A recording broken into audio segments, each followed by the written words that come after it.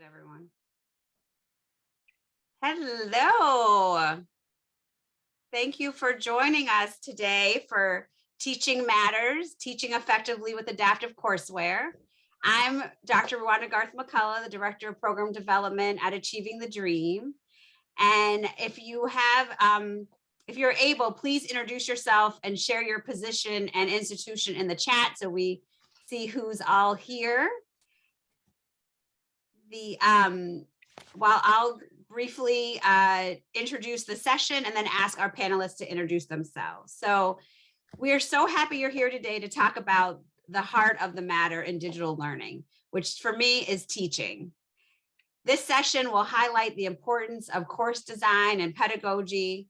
We will discuss how adaptive courseware and related instruction impact student learning and outcomes, and talk to our panelists about what practices they use to effectively onboard their students, align their courses with the courseware features, and leverage technology to engage students with the disciplinary content and promote active learning. So I am joined by three fabulous panelists today who will introduce themselves and provide a little background on their role in the Every Learner Everywhere initiative. And as we go along, after folks introduce themselves, please feel free to put questions in the chat that come up as we are sharing. So I'll start with Michelle Hampton from Cuyahoga. If you could please introduce yourself and describe your institution. Good afternoon. My name is Dr. Michelle Hampton, and I'm a professor in business administration at Cuyahoga Community College, located in Cleveland, Ohio. Our institution is Cuyahoga Community College. We are the oldest and largest community college in the state.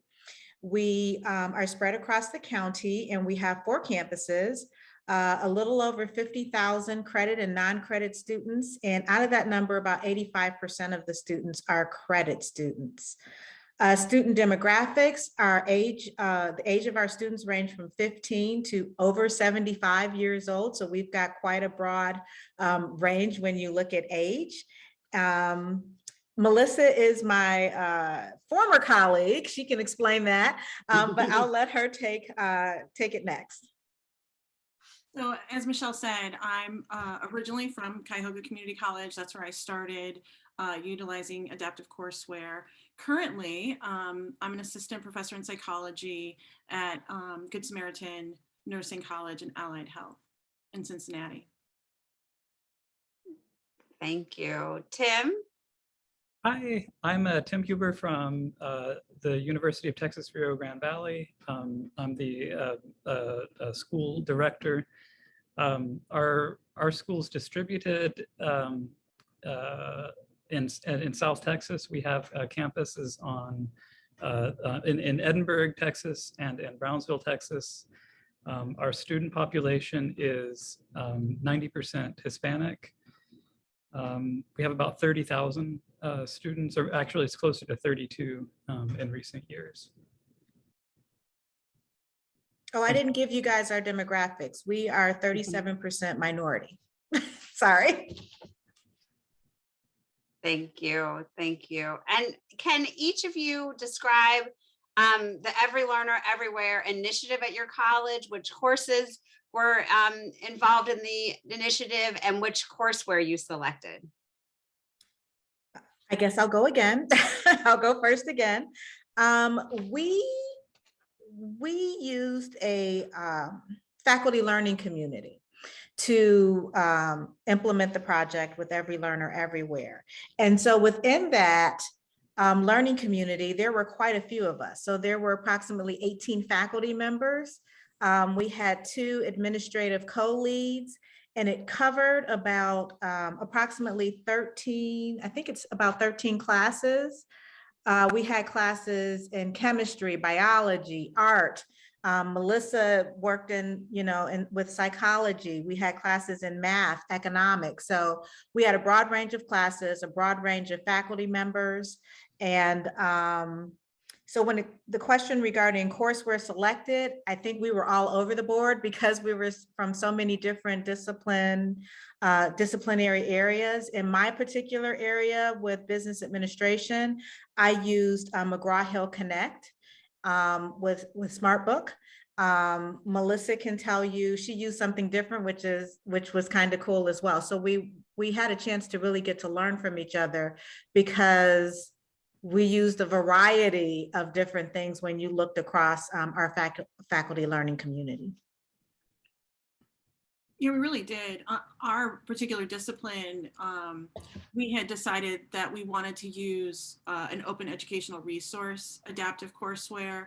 And so we kind of narrowed down our choices from there. But being part of the learning community, I mean, there was various types of adaptive courseware that was utilized from the math department and biology. And so it was really interesting to get feedback, even though we were using a particular adaptive courseware. We chose Lumen ultimately. It was really informative to be able to hear about all the other things that were out there. Some of the other people that were part of our faculty learning community used Pearson MyLab products.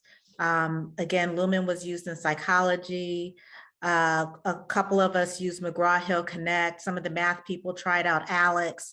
So we had a kind of a broad range of what we all used and got a chance to learn about. So our program focused on math, and we used Alex and sort of a modified Emporium model. The classes we focused on were a sort of a subset of our college algebra and elementary statistics. Our focus was on our co-requisite courses. So students who don't test as college ready enroll in these courses, and they're paired with another course. And so Alex was used in both of these. Thank you. So we have a great range of experience with the different types of courseware, from an open resource to Alex. I see those on each at the ends of the spectrum in terms of. So this is going to be really rich to learn from those experiences from the different perspectives.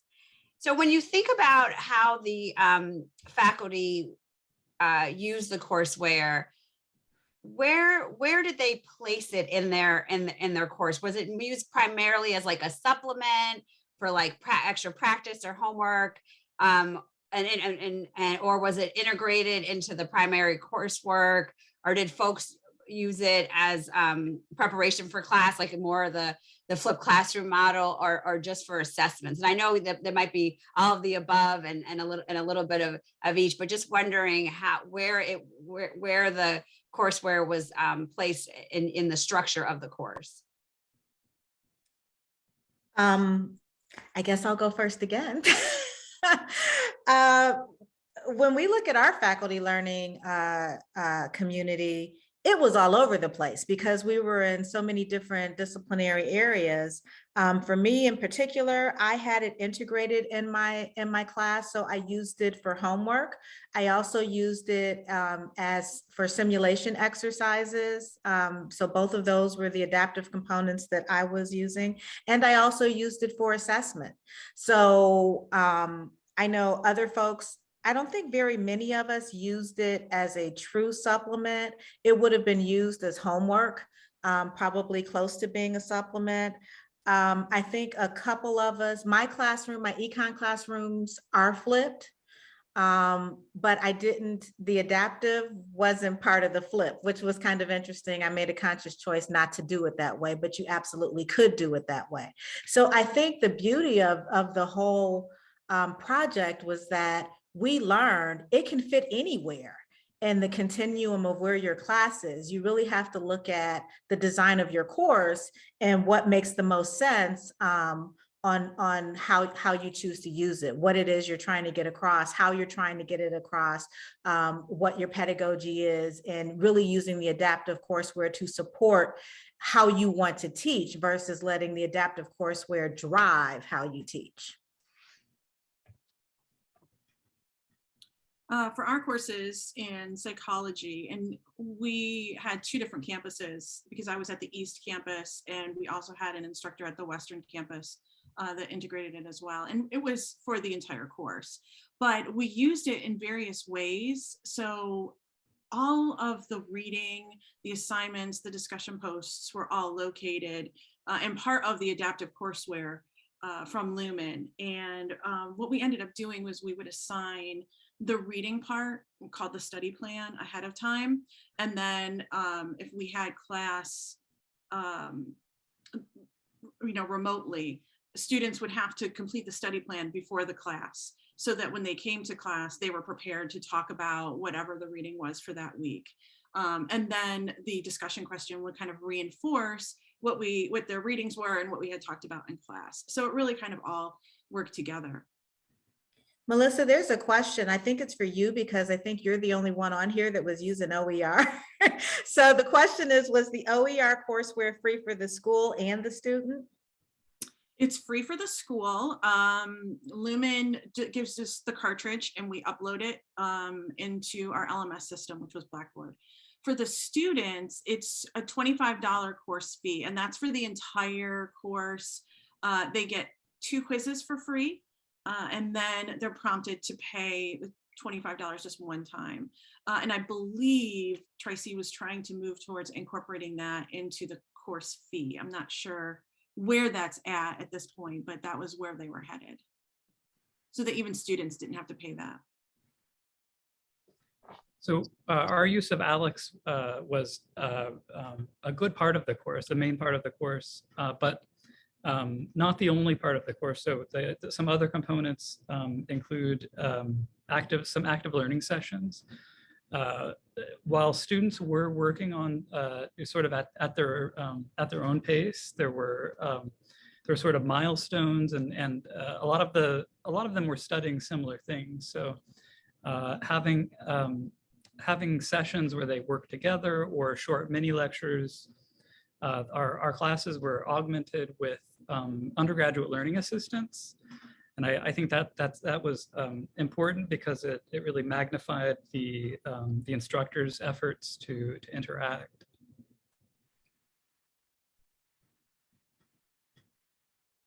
Thank you. Thank you. And when you think about the work you did to onboard your students to get them to know how to use the courseware best and to maximize their use of it for their learning, what were some of the effective strategies you used that students responded well to onboard them to the courseware? In my case, we walked through it together. So I had blended classes and I had online classes. And in the blended classes, the first class, we walked through it together. So I made sure that everybody got signed up. I described how it was going to work. We all walked through it. So that worked really well. For the online students, the publisher had videos that actually were pretty good. That's not always the case, but these were. And so I made myself available to students if they had questions. And not very many of them had questions at all, which meant the videos really did a good job of kind of getting them onboarded. But I also did a small little video myself where I explained, why are we doing this? What is this? What do I hope to gain from it? That kind of thing. And so I think that helped ground everybody on what we were doing and why we were doing it and how do you work it. I did the same thing as Michelle with the courses that I either met with in person or taught remotely. I walked them through it step by step. The publisher they do have like an onboarding module, and they also have instructions that we put in the start here. My last online class though seemed to need a little bit extra. And so for that class, I did end up making just a quick additional video, but I haven't had to do that for all of the classes because the publisher does have information, but this was just a little bit of a supplemental for some of the questions that I got more than once. I made a quick video for. And onboarding for us was similar. We went through the process with the students. I think it's important that we explain to them on the first day that this, this isn't just you interacting with a computer. We're gonna be talking with you. There's gonna be course assistants. We want you to ask questions, and if you don't ask questions, we're going to ask you questions. So, we really wanted it to, I know it's sort of a classical Emporium. You have a lot of students working, you have people walking around, but we really wanted to emphasize the interaction and as Michelle said, not let the adaptive courseware sort of decide what's going on. So you guys, we've got another question. When each of us made our supplemental videos, did we caption them? At Tri-C, we use MediaSite for our videos. So there's a full transcript and they're captioned as part of the software. Yes, very important practice. My next question is, how adaptive would you say the courseware that you use actually is from a teaching perspective, right? We know there's a range and not all things that are digital are adaptive. And just one, how adaptive was the courseware to your students' learning?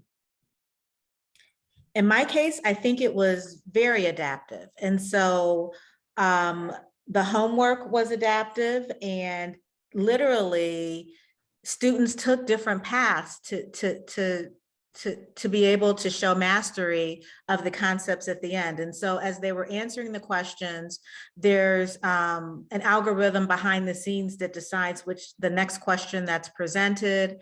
It doesn't initially, if you missed one topic, now, like on question 2, it doesn't ask you that same topic for question 3. Like it may go 3 or 4 questions and then circle back around to that topic. So I found that to be very adaptive. I also use simulations, and depending on how you answered the question, it took you down a different path of the decision tree. So that worked out very well. And then for their assessments, I pulled them, and questions were randomly extracted from that pool. And so no 2 students got the same or were presented the same questions in their assessment. So for me, I think it was pretty adaptive. It worked out very well for me.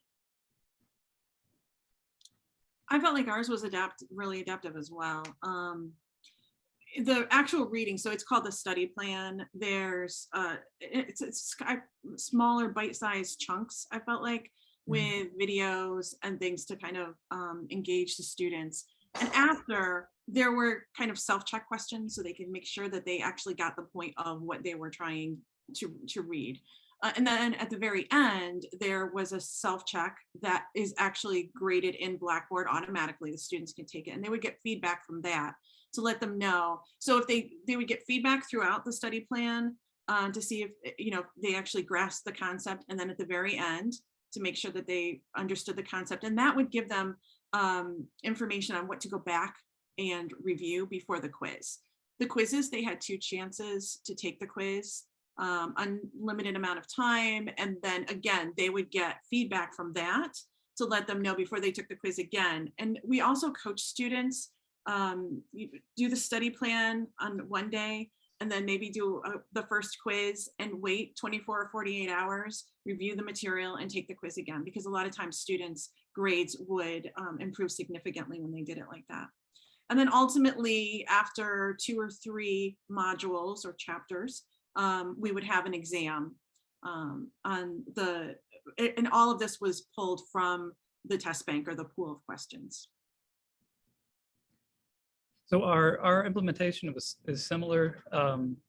We had students sometimes taking the exams at different times. The assessments, they actually included prior material. So if a student understood something, they didn't meet if they got similar questions and they sort of didn't show an understanding, they would be sent back. Now, this is really frustrating. So one of the important parts of the implementation was within our communities of practice, we really wanted to distill the content, because it's really easy in Alex when you're setting up a course to click on a lot of stuff. Oh, that, yeah, we want them to know that and that. And so we sat down with our faculty, worked together to decide, what's the most important material, what should we emphasize, what's important in subsequent courses, so that conversation is important. And even after we made those decisions, we decided, or at points we saw that, I think in college algebra, our list was just too long. Our students weren't finishing. And so we distilled further. So it was a process. It still is. But I think it worked well. I really appreciate that intentional and process that you're all mentioning. Of you have to, every group is different, and being responsive to that group, what they need, and then making sure that you're structuring and aligning it in a way that can support. Because we've all heard about this remedial loop that often occurs with adaptive courseware, because if it takes you down the branch, if you keep answering the question wrong, it's going to take you down to more questions.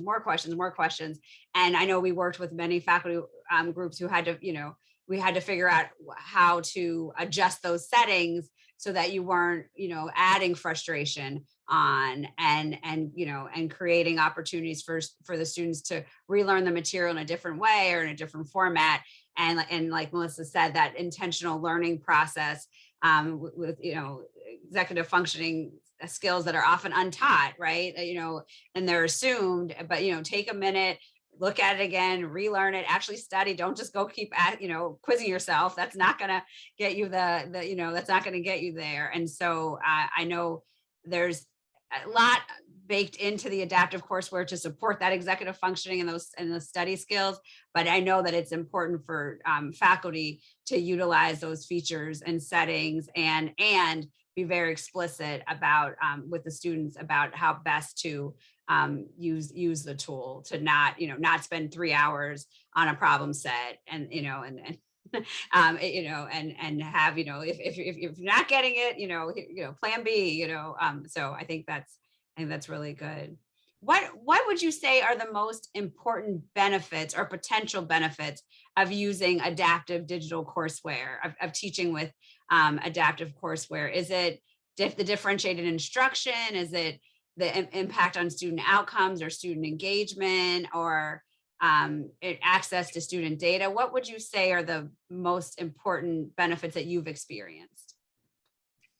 For me, I think it's meeting students where they are, because they're not all at the same place. And so if they need kind of guardrails up, then the adaptive courseware puts the guardrails up for them. If you're a student that, you kind of get it already, or you catch on quickly and you don't need those guardrails, then they're not there for you.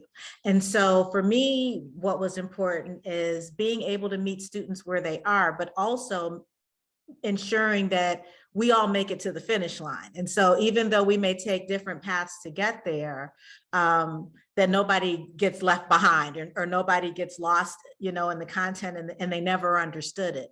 The data is a big part of that as well, because it would give me, as the professor, feedback on, are people really getting this or not getting it? I could see which topics were missed, where students were having difficulty in a particular chapter with a particular concept. And that allowed me to tailor my instruction to kind of meet them where they are. And no 2 semesters are the same. And so what you did last semester will probably need to be modified just a bit. Some things don't even need to, I don't need to use this semester that I used last semester. And so it helped me be flexible as well. Oh gosh, I mean, all of it.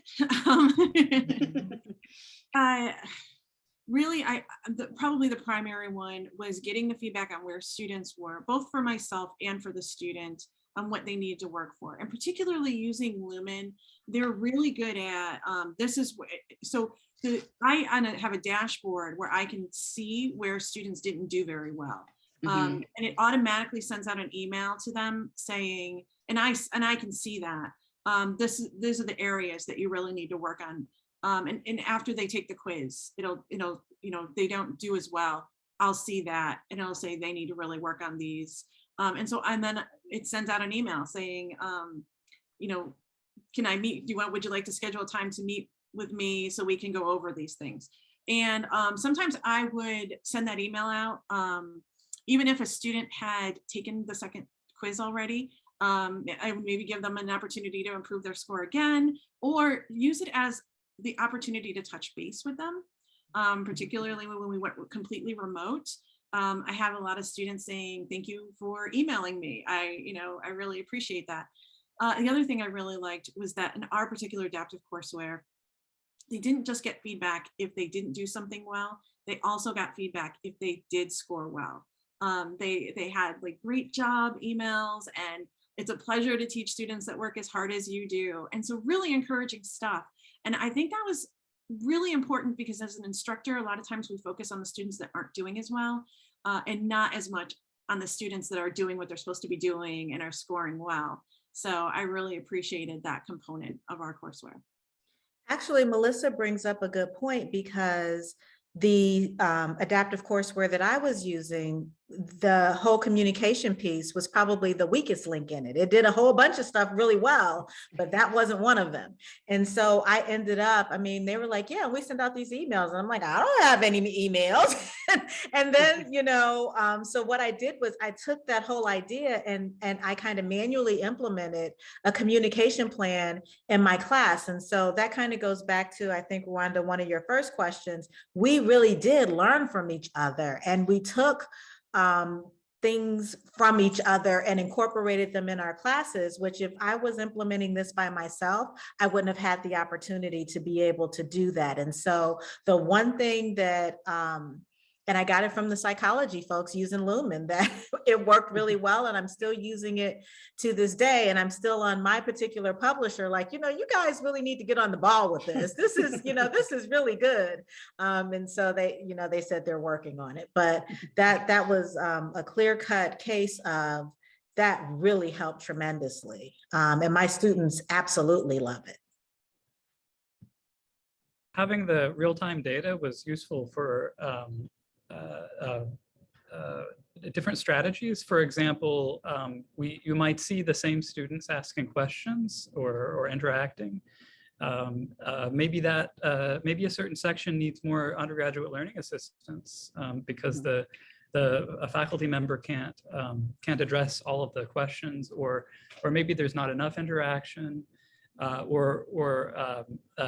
We had faculty that contacted students with individual emails. I don't know if the system did that for them, but I'd be really interested in the system that Melissa talked about that actually you generates send emails that aren't sort of generic, and they're actually inspiring, and that's hard.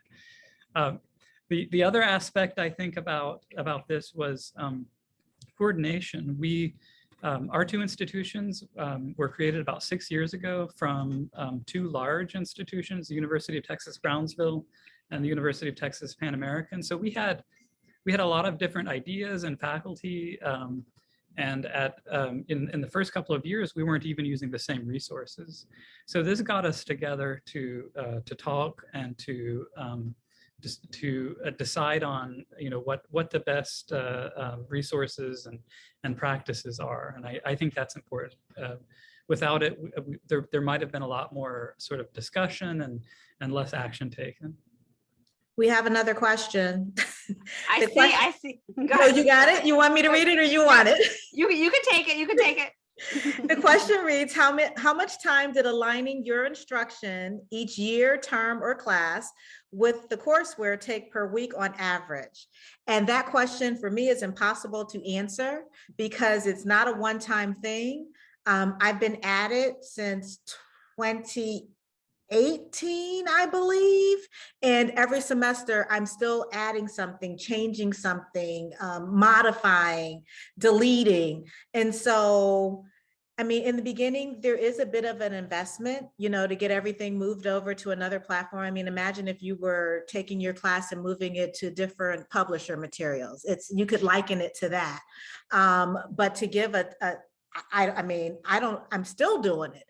Not to the degree that I was back then, because my courses are designed now, but it's a little bit of tweaking every semester to improve the class. And I'll probably be doing that as long as I'm teaching, I guess. I agree, Michelle. I don't think I'll ever stop tweaking. The original setup, uploading the cartridge didn't take very long. The publisher had what a book would have as chapters, they call modules. And our particular publisher had discussion questions that we could use the way they had them, or we could change them a little bit. And we did kind of tweak those over time. Assignments. I use Lumen for general psychology and for lifespan development. Lifespan development, they have multiple assignments per module. So I would go through and choose from there. And then once I found a couple that I like, or then I would kind of use that again, but tweak it. So initially it takes a little more time.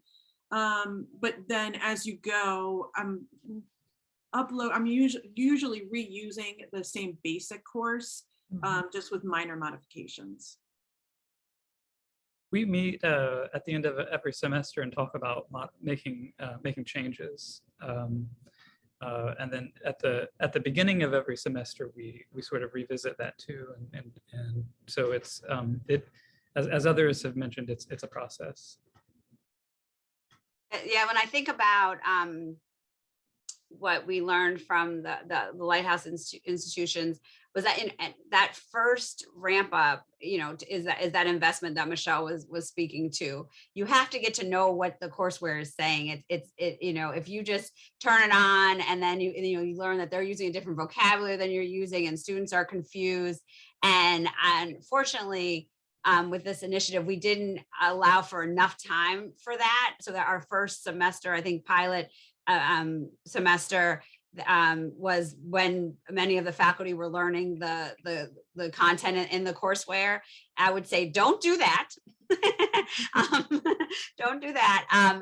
It's important for you to take the time to get to know the courseware, and that alignment work that your question asked about is key, so that you know that what your course, so that you're aligning your course activities in vocabulary. Especially the students will let you know if it's not saying the same thing for your assessments, because that ultimately they want to make sure that their time in that courseware is supporting them to succeed on the quiz and the midterm and the final and the summative assessment.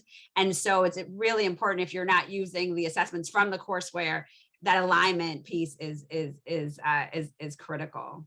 I know Cuyahoga, you all met monthly, and Tim, it sounds like your group continues to meet to think about what the tweaks are, what are the necessary tweaks, and making sure that you are continue to be responsive. And also the courseware continues to improve and develop, and what the product we received in 2019 are not the products that are that they're using, because as Michelle said, I found that the vendors have been they've been wanting the feedback, and they put that feedback into place. Many of the vendors that I know our faculty worked with were in constant communication, and those improvements, not as often as Zoom updates, but those improvements kept coming through. And you can see in our case studies that alignment was the #1 issue for students. When it was misaligned, that's when they had trouble. Our Craig Smith from Communication Works is here in the room, and he reminded me of that to make sure that we all are clear that of the importance of that alignment piece. So the taking the time, and it's not just a couple weeks, but really taking the time to go through the modules, especially if it's truly adaptive. You have to go through all the learning branches to know what the students are experiencing. Obviously, few people are able to expose themselves to all of it before they use it, but you have to, just like Michelle said, it's like if you use a new text, you have to know what that text is saying and how it's communicating. And if it is different than what you're saying, just make sure that you're clear with the students that, I'm using this terminology, but the courseware uses that terminology, and bridge those gaps. I'm going to go back to just thinking about when we first issued that invitation to be a part of this initiative. How would you describe the particular teaching and learning challenge that your institution hoped to address with using adaptive courseware? I think we were all over the place, in all honesty. When I got the invitation to come to the meeting, I was super clear on how I'm not joining. I'm just coming to hear. I don't need anything else on my plate. And, I'm going on and don't write my name on the official list. And I'm going to sit in the back of the room and just listen. And at the end of that meeting, I'm like, okay, I'm in. And I mean, the reason I did that in the beginning is, as faculty members, we're invited to this and to that and this initiative and sign on to do that. And you can very quickly become overwhelmed. And so they were like, oh, we want you to be a part of this. And I'm like, let me see. But after that initial meeting, I really understood the assignment, so to speak. And I had already started in one of my econ classes the year before trying to do it, but I was doing it by myself. And so it was very appealing that we were going to implement this using a faculty learning community. That was the thing that sold me. And I'm not a big committee person, and I'm not a big meeting person, but I absolutely loved our FLC. I learned more from that and from my colleagues than anything. And so for me, that was the highlight of the project. I agree. I mean, there's sometimes meetings or committees that you're on and you're like, oh man, I kind of wish they would cancel it. This was one that I definitely, if I saw it on my calendar, I was looking forward to meeting with everybody and learning. From psychology, it was really interesting because everything kind of came together at once. We were not happy with what we were using because we took a peek in the bookstore at the textbook and the price had gone up significantly in the past few years. It was kind of a sticker shock for us. And so we were in the publisher that we had been using, we had a lot of technical difficulties with. Every semester it was the same thing over and over again.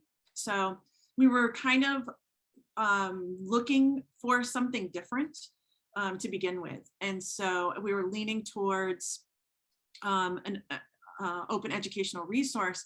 And then when this project came available, we kind of asked, well, can we bring the two together? And that was something that we were able to do. And it was incredibly successful. We're just really happy with the results of being able to offer the adaptive courseware piece and the low cost to our students. And it was still quality information. So it was. My cost decreased by 50% as well by going with the adaptive product. We wanted to meet students where they were at because they also, we had between instructors, we had our pass rate varied substantially by many standard deviations. We'd have faculty that pass most of their students, fail most of their students, and we were right above the national average.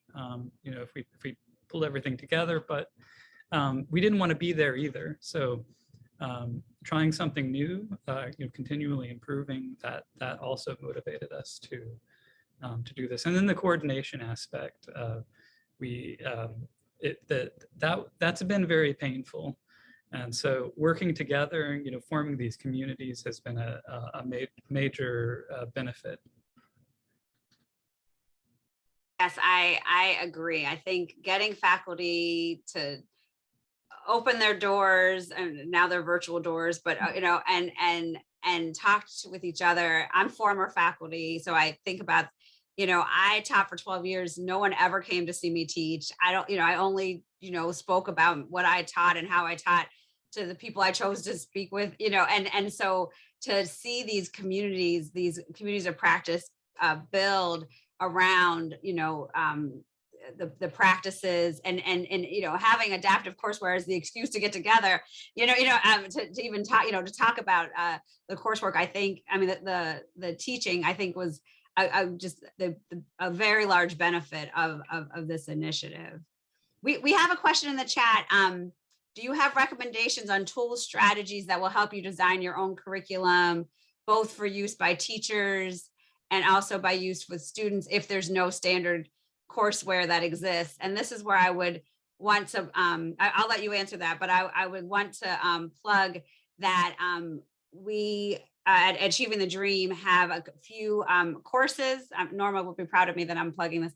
We through Every Learner and through Achieving the Dream, we have course design courses, because I know as a faculty member, you're not taught how to design curriculum, and we're rarely taught how to teach.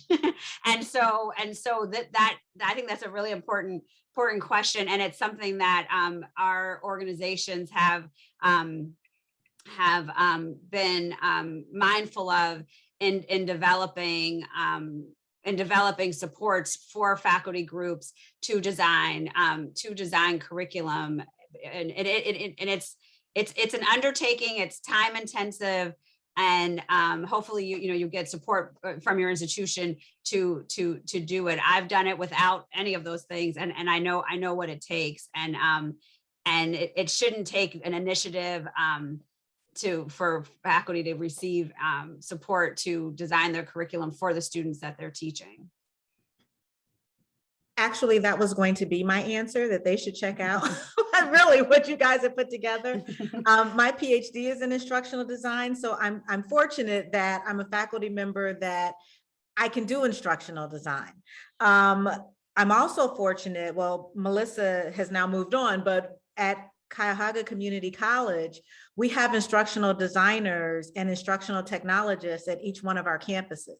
So if there was something you really needed help with that you didn't understand, you just want somebody to be there to kind of help walk you through the instructional design process for your course, we do have those resources. In the absence of that, I understand a lot of schools don't have that. Those guides that ATD put together, they're actually pretty good. And so I would encourage you to look at those. Just remember, instructional design is not an overnight process. You almost need to clear your head of software. And really design the course of what is it that you're trying to accomplish, and what are the pedagogies that support those learning outcomes for your students, and then lay the courseware on top of that. Now let's go find courseware that supports the course that I've designed. And so I guess that would be my the only extra thing I would add, but I really would start with those guides that ATD has put out. They're really pretty good. Thank you, Michelle. You're welcome. In Matt, oh, go ahead. I'm sorry, I was going in order. So so I don't have a PhD, but I did get a certificate the last spring, online and blended course design from Kent State. So but again, we had a lot of support. And I guess the only other thing other than the resources that we've mentioned is maybe Quality Matters website is another good resource. Start with the course objectives from your institution, or from, I think we're using the Higher Ed 36, whatever it is your institution is using, and then kind of start from there. And this is really relevant, especially in math, but I guess any subject.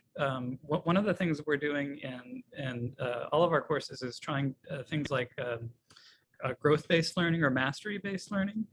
And there's adaptive courseware, but does it really align with this? I guess in calculus, we're doing there's some nice open access software that was designed by the Mathematical Association of America. It's called WebWork, and we're pairing that with mastery-based strategies. I guess I should mention that even if it looks like there's no resources, no coursework available, probably somebody has done something like what you're doing before. You just need to find that person. So talk to people, search for things that you want to do. One resource that I found for teaching, say, linear algebra, and I think one of the weaknesses of a lot of our courses is we don't integrate computation, especially sort of coding and that sort of thing, is technology that combines the textbook with a computer algebra system. So I'm going to put this in the link, a textbook by Robert Beezer that combines the computer algebra system SAGE with the book, so students can experiment with the examples. They're not fixed. Thank you. Thank you. Keep the questions coming. We have about 3 more minutes. I'm going to ask one more question, or maybe 2, depending.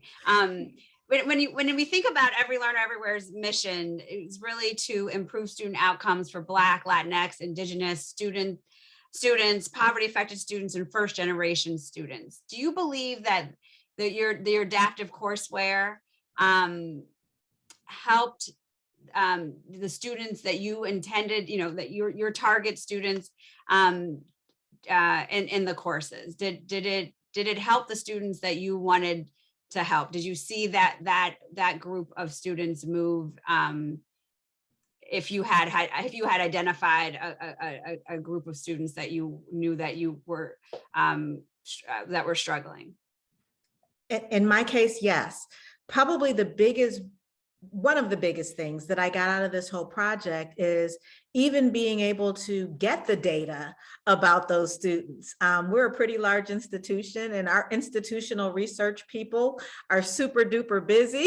And so as faculty members, we were just not, that data was not available to us. It was available to the institution, but it was not made available to us as faculty members. And so it was an eye-opener for me to even get that data.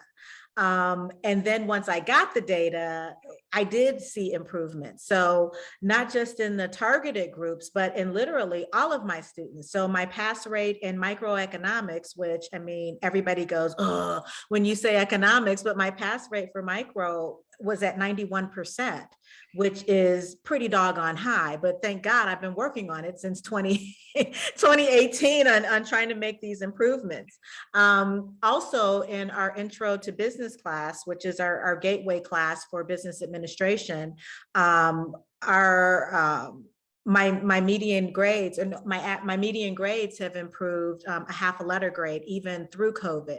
And what was really cool is that during COVID, when we were all remote, my stats didn't drop, which was, we thought that they would. Students aren't, they're not in the classroom with us. But I think having the adaptive courseware, the course designs, all the work we had done really helped tremendously during that time to seamlessly move completely offline remotely without losing, student success.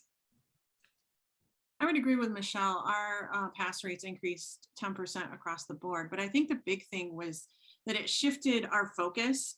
Instead of having the perspective of this is what college is and students need to get on board with the program, we kind of looked at, all right, let's focus on teaching students not just the material, but how to learn, because we knew that there was starting off going to be a learning curve for the technology. So with that was like our foundation to where are students, and let's meet them where they're at and bring them along. And so I think it really kind of opened the door for those kinds of discussions more than anything.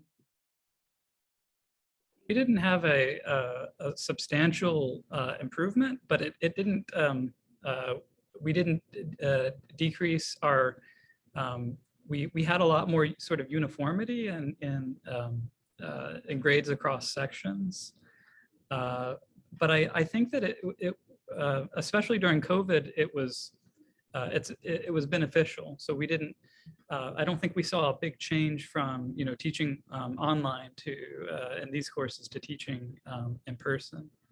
And so I think it really, when students needed assistance, especially in the online environment,